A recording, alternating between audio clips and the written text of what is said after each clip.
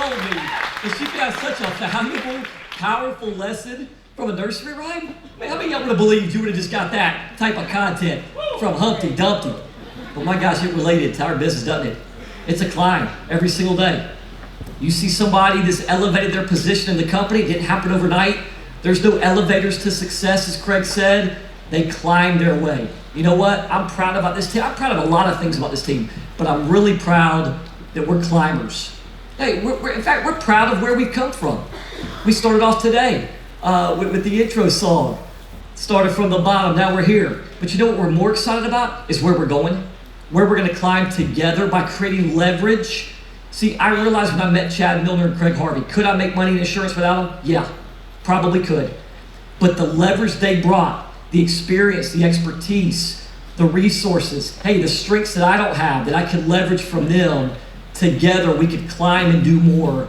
I believe it's the same thing is true in your career and in your life. In fact, I'm excited, as y'all just heard from Craig Harvey, to introduce our next speaker, the CEO, the owner of not only the Milner Group, but also North American Senior Benefits, the jet flying, limousine riding, styling and profiling owner of our company. Y'all help me welcome Mr. Chad Satius Milner.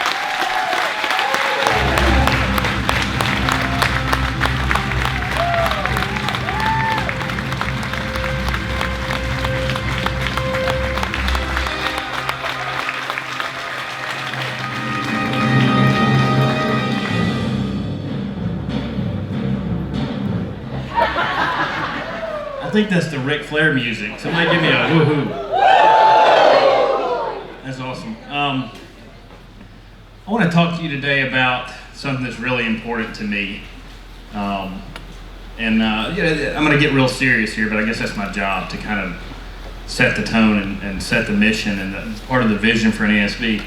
But before I do that, I want to reward a few people, 5 people actually. Sometimes I open my mouth when we have these contests and I write checks that, well, we can write, but you know, it's more than I thought it would be. So we want to reward 5 people. Craig, if you'll come up on stage with me, we want to give away some cash to 5 people. We had the 9 for 90 competition where we're inspiring you to recruit more agents, bring people into NASB, and we had 5 people that should be here today that out-recruited me. I actually recruited 5 people in the last 90 days, friends and family, people that come to me, and I don't know how they're doing, but I'm sure they're doing great. But these 5 people here recruited 5 or more people. I think the top recruited 9 people in the last 90 days, which was amazing.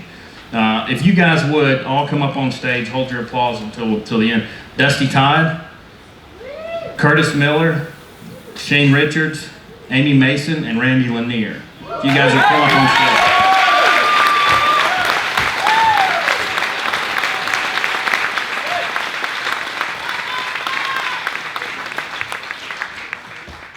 Like I promised, if you out-recruit me, I'll give you $1,000 cash. So here it is, buddy.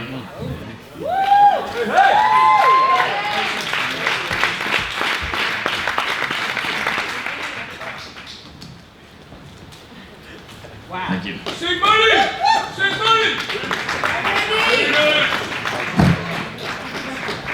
Last but not least, Angela.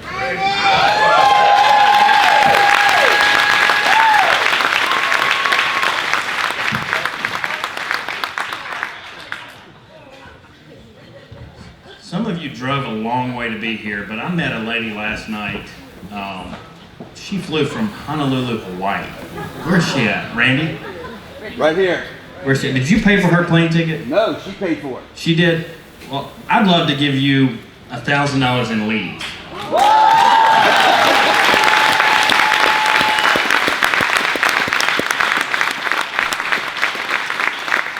I'd love to, but the partners won't let me, so I'm just kidding. Megan, if you're here, will you make sure that you give her that credit? Thank you guys for being here. What I want to talk about today is purpose. I believe that we all have a purpose in life, that I have a purpose in life. I feel like I know my purpose and I'm living out that purpose. I believe NASB has a purpose. We have a mission. I'm going to go over that later. I know my partners have purpose in life. I feel like they're fulfilling that. But I don't believe that things just happen by chance. I believe things happen for a reason. And I'll just tell you a little quick story. There were times in my life when I did not have purpose. I didn't know what I was doing. I was in college. I was rebellious for my parents. I didn't want to follow in the family footsteps of insurance. All I wanted to do was serve myself. And I was in college. My parents had completely cut me off. I was working odd and end jobs, but there were times when I was so selfish and just so self-absorbed. I wouldn't pay my rent, just foolish. I was drinking too much. I remember having no money and literally at night thinking it was cool, it was fun to go and steal money from the fountain on our college campus to go and buy beer or food or whatever. But that was a time period when I had to. I literally had no money. My parents had cut me off. I didn't have purpose back then. To think about it, I probably owe that school and that fountain some money. So what I'm going to do, by next convention, I'm going to go to that fountain and I'm going to take barrels of coins, of dollars and pennies, and I'm going to fill that fountain. And I'm going to have a picture up on stage and we're going to show that.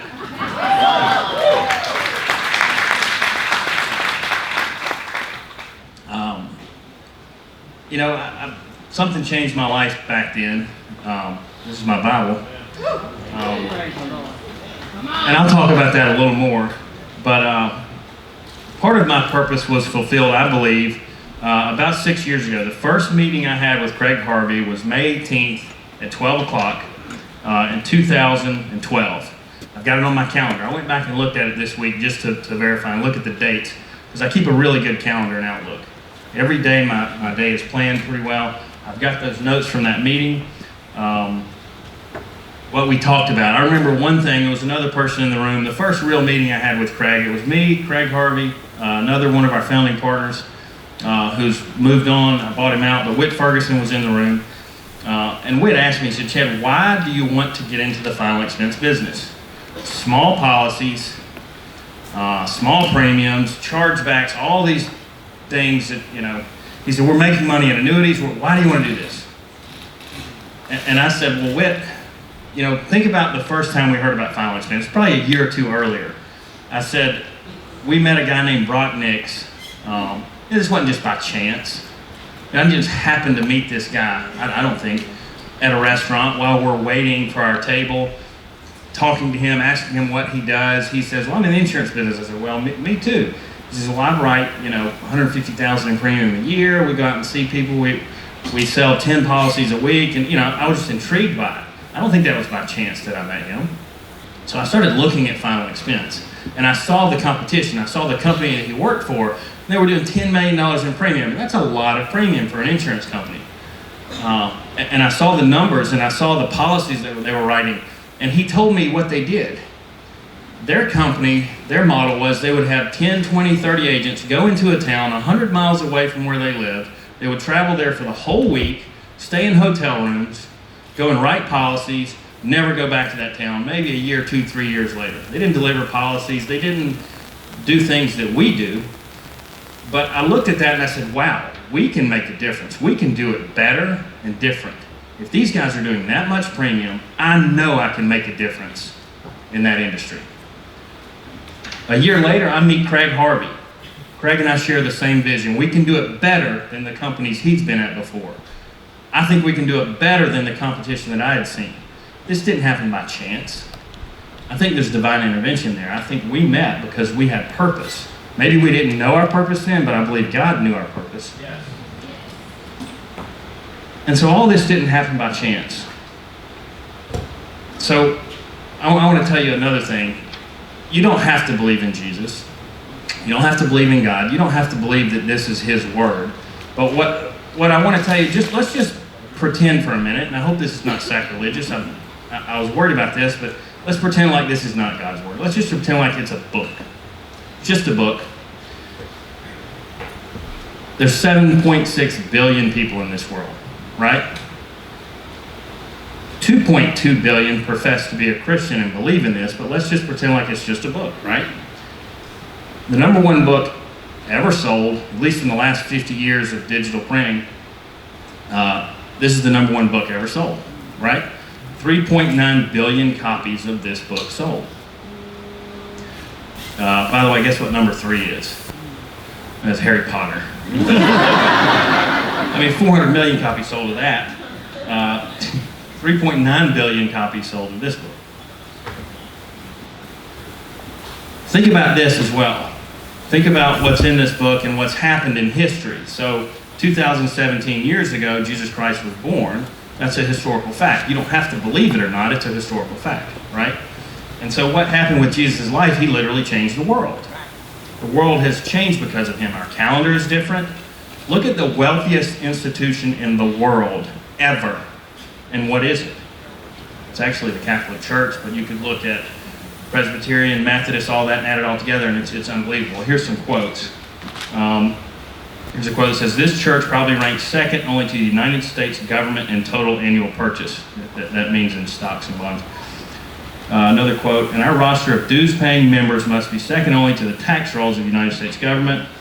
There's another quote that says, "The Vatican, which in the U.S. alone is greater than that of the 5 wealthiest giant corporations of the country. When to that is added all the real estate property, stocks, and shares abroad, the staggering accumulation of the wealth of the Catholic Church becomes so formidable as to defy any rational assessment." It's incredible. I mean, it's in the trillions of dollars.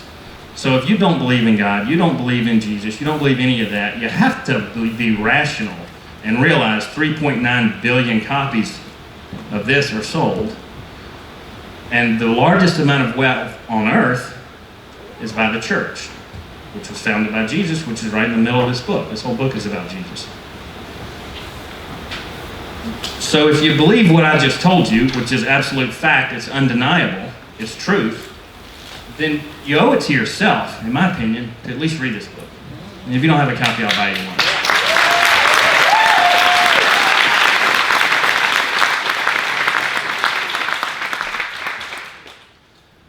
But I believe that this Bible is true. It's the divine inspiration from God. And what this book will teach you is that there's God the Father, the Son, and the Holy Spirit. And what it'll also teach you, there's the fruit of the Spirit. So if you believe yourself to be a Christian, and you are, then the Spirit is in you, the Holy Spirit is in you, and you'll have the fruit of the Spirit, right? So I've got 2 parts to this. I don't have a ton of time, but when I finish, know that I'm going to finish this and give the fruit of an NASB agent at our conference in the spring. So we've got the fruit of the Spirit. And I'm going to go over our mission statement as well. But the fruit of the Spirit, in this Bible, it says love, joy, peace, patience, kindness, goodness, faithfulness, gentleness, and self-control. Let's talk about love for a minute, right? Is Don Francisco in the room? Is he here? I thought he was driving down. Over here. There you are? Okay, Don, I know you're going to like this. So the English dictionary only has really one word for love. But this Bible was written in Greek and Latin originally, right? And so they had more than one word for love. They had 3 or 4. And so you understand what love really means, you have to understand the Greek. So there's 3 different kinds of love. Philia, that's like saying I love hamburgers, right? I love my shoes, right? You get that, right? Eros. Don, I know you know what that means, right? Can you explain that to us? You know what that means? That means it's the sexual passion, right? Where's my wife? There she is. I mean, you get that. But the one word that's really important is agape. It's the highest form of love. It's God's love for his children, right? So if you're going to build a business, wouldn't it make sense to emulate the things that are in the most read book of all times? 2.2 billion people profess to believe this with their whole heart. The institution that's the wealthiest institution that's ever been on the face of this planet, wouldn't it make sense to emulate some of the things that are in this if you want to build a good business? Right? So even if you don't believe in Jesus, you don't believe in God, you don't believe all that, you better believe in the business side of it and what it can do for you.